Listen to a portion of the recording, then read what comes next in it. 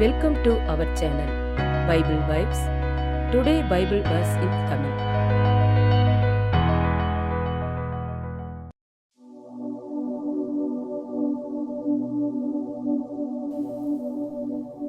எரேமியா 17ஆம் அதிகாரம்.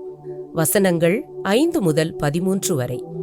ஆண்டவர் கூறுவது இதுவே: மனிதரில் நம்பிக்கை வைப்போரும் வலுவற்ற மனிதரில் தம் வலிமையை காண்போரும் சபிக்கப்படுவர்.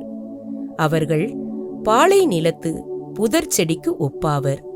பருவ காலத்திலும் அவர்கள் பயனடையார். பாலை நிலத்தின் வறண்ட பகுதிகளிலும் யாரும் வாழா உவர் நிலத்திலுமே அவர்கள் குடியிருப்பர். ஆண்டவரில் நம்பிக்கை வைப்போர் பேறு பெற்றோர். ஆண்டவரே அவர்களது நம்பிக்கை. அவர்கள் நீர் அருகில் நடப்பட்ட மரத்துக்கு ஒப்பாவர். அது நீரோடையை நோக்கி வேர்விடுகின்றது. வெப்பமிகு நேரத்தில் அதற்கு அச்சமில்லை. அதன் இலைகள் பசுமையாயிருக்கும்.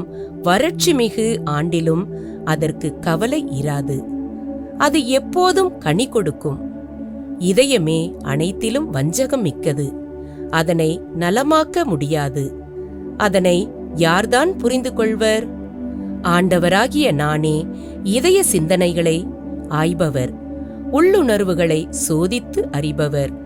ஒவ்வொருவரின் வழிகளுக்கும் செயல்களின் விளைவுகளுக்கும் ஏற்றவாறு நடத்துபவர்.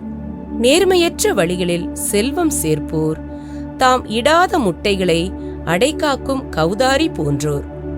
தம் வாழ்நாள்களின் நடுவிலேயே அவர்கள் அச்செல்வத்தை இழந்து விடுவர்.